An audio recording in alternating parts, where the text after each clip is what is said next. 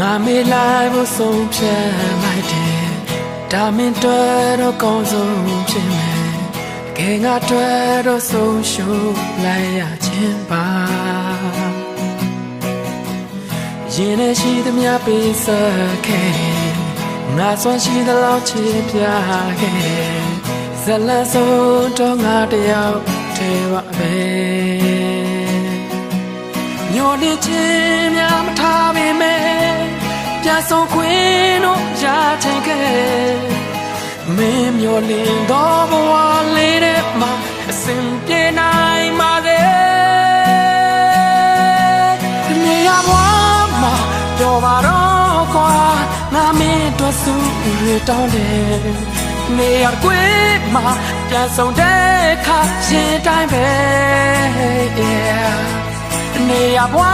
မှာပြောပါတော့ကွာ